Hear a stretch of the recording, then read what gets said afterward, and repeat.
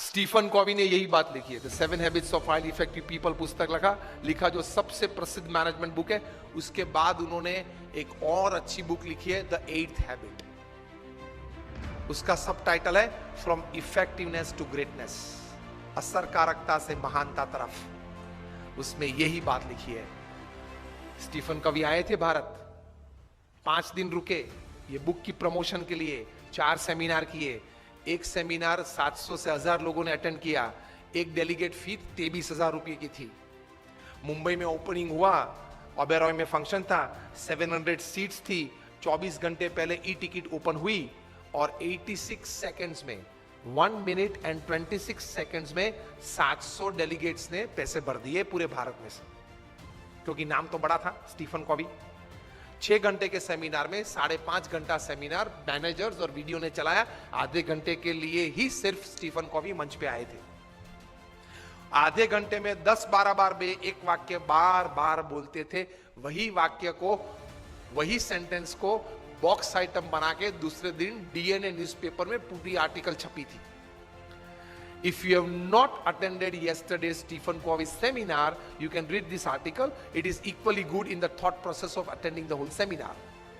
और अगर आपको पूरा आर्टिकल पढ़ने का समय ना हो तो ये बॉक्स आइटम आप पढ़ लेना। ये बॉक्स आइटम में जो बात लिखी है, that was the sentence that Stephen Covey talked again and again, perhaps more than 10 times in his half an hour of physical presence upon the stage. और वो क्या था? Don't expect others to change. First change yourself, others will follow. वो व्यक्ति मुझे अनुकूल हो वो बाद में सोचना, पहले कौन सी जगह पे मैं उनको अनुकूल हो सकूं वे पहले आप सोचे। This is spirituality in management. Upanishad में ये बात है। All credits to Stephen Covey ये विचार के हिसाब से, लेकिन ये विचार हमारे उपनिषद में है। Don't expect others to change. I am quoting Stephen Covey not just word to word but letter to letter. Don't expect others to change, first change yourself to suit others and then others will follow. तो attitude ये रखना है काम करने की, मुझे सब कोई अनुकूल हो तो देखो मैं कैसा काम कर पाता हूं, वो एटीट्यूड नहीं है, गलत है। आप अपनी टीम को अनुकूल होके सबके पास अपनी एनर्जीज डेवलप करके टीम वर्क बढ़ा के कैसा काम कर सकते हैं, वही सफलता है। तो that comes in attitude. Don't expect others to change, otherwise everybody is expecting others to change.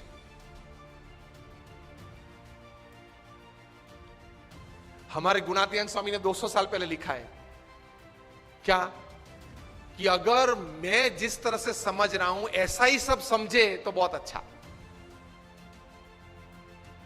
तो प्रमुख स्वामी ये सिखाते थे कि थोड़ा गम खाना, मतलब बड़ा मन रखना, एक्सेप्टेंस लेवल बढ़ाना, इंसल्ट्स या डिसरिगार्ड्स हो तो उस वक्त जरा स्थिर रहना, तो आप आगे बढ़ पाएंगे। You are not checked by your performances. You are checked by how you handled failures. Fortune 500 के बारे में तो आपने सबने सुना है ना, Fortune 500 कंपनीज, उसमें से कहीं CEOs को मैं मिला हूं। नेशनल इंटरनेशनल सेमिनार्स में हम मंच पे साथ में रहे हैं। अभी 2 साल पहले शिव खेरा और हम लोग साथ में थे। बहुत अच्छी बातचीत, वार्तालाप हम मंच पे बैठे तब हुआ था। बड़े बड़े सीईओस को मैंने पूछा है, मल्टीनेशनल कंपनीज के सीईओस को, कि the person to whom you are paying more than 10 crore rupees per annum in salary, what do you ask them in their interviews? तो एक बड़े मल्टीनेशनल कंपनी के सीईओ ने मुझे पूछा था कि Swami this is the first time I am asked this, कभी हमने ये नहीं सोचा था। मैंने बोला कि क्योंकि कहीं एग्जीक्यूटिव्स हैं उनकी एनुअल तनख्वाहें 50 करोड़ 100 करोड़। मैं जागृत अवस्था में बोल रहा हूं।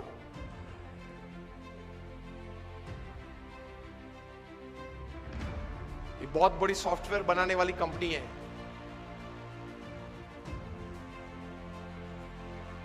हाँ, इन्फोसिस नहीं, इंडियन कंपनी है, अमेरिकन कंपनी है।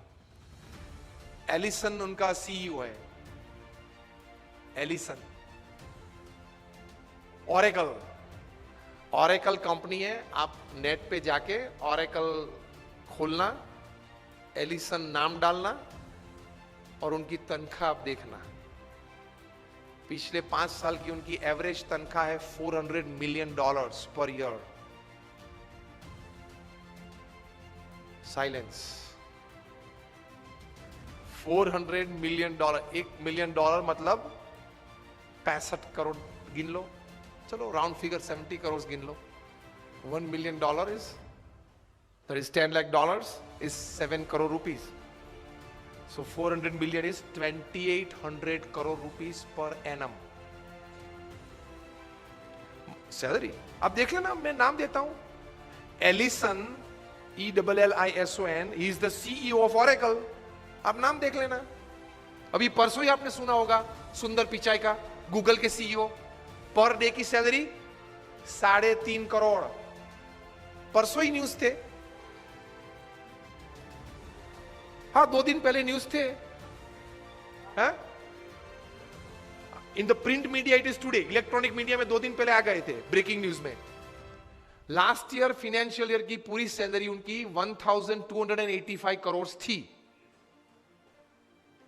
टू बी एग्जैक्ट 1285.5 करोड़, मतलब रोज की तनख्वाह 3.5 करोड़ की। सुंदर पिचाई, गूगल के CEO, आप देख लेना। मैंने इनको पूछा, इनकी MNC की टर्नओवर थी 2.5 लाख करोड़ की। हम दिल्ली में एक फंक्शन में साथ में थे, मंच पे बैठे थे, मैंने उनको पूछा कि those executives whom you pay more than 10 crore और 25 करोड़, उनको इंटरव्यू में आप पूछते क्या हो?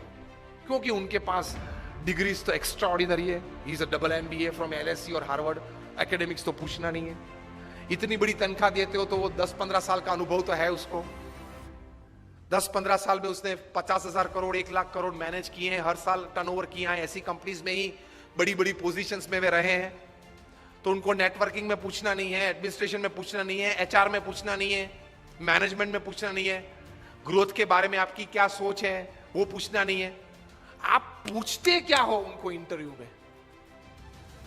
उन्होंने मुझे एक बहुत अच्छी बात बताई कि स्वामी जी, इन कक्षा के लोगों को जिनको हम ये प्रकार की तनख्वाह देते हैं, उनको इंटरव्यू में एक ही प्रश्न पूछते। I was like very surprised. मैंने बोला एक ही प्रश्न पूछते हो? कहाँ? और उनका उत्तर वे 20-25 मिनट तक देते हैं, तभी उत्तर पूरा बनता है। That was more surprising. I said, what do you ask? He said, हम एक ही प्रश्न पूछते और ये पूछते हैं, describe a big failure in your life and how did you handle it? प्रश्न क्या पूछते हैं इन कक्षा के लोगों को? Describe a big failure in your life. आपके परफॉर्मेंस के बारे में हमें कुछ पूछना नहीं है कि मैं पहली कंपनी में था, वहां 200% सेल बढ़ा दिया, दूसरी कंपनी में था, वहां 500% ग्रोथ कर दिया, वो हमें नहीं सुनना है। वो था, आप लोग सब जो यहां बैठे हो, जो इंटरव्यू वाले देने आए हो, जिनको हम ये तनख्वाह देने वाले, सबके पास ऐसी परफॉर्मेंस स्टोरीज है, ये कॉमन है, ये हमको नहीं पूछना है। पूछना क्या है? Describe a big failure of your life and how did you handle it. Simple.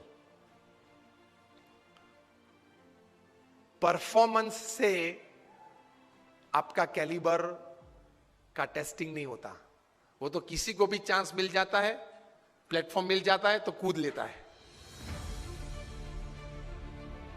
How did you handle failure? How did you handle a setback? How did you handle a fall in your life? That is important. क्योंकि अब routine में जब हमारी, अगर हमने आपको higher कर लिया, रूटीन में हमारी कंपनी चलती होगी, तो आप तो अच्छा परफॉर्मेंस दिखाए नहीं वाले हो।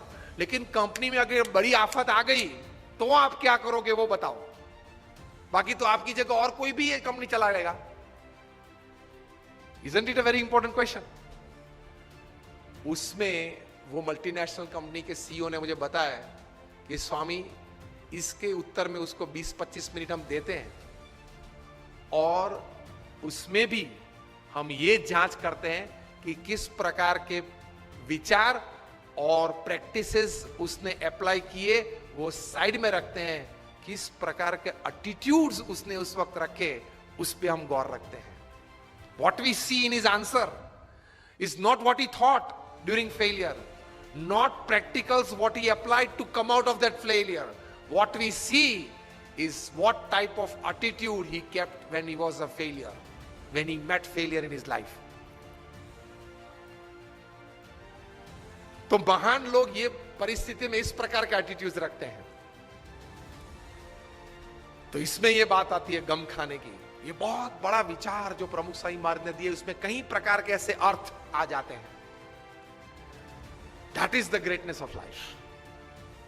How do handle failures?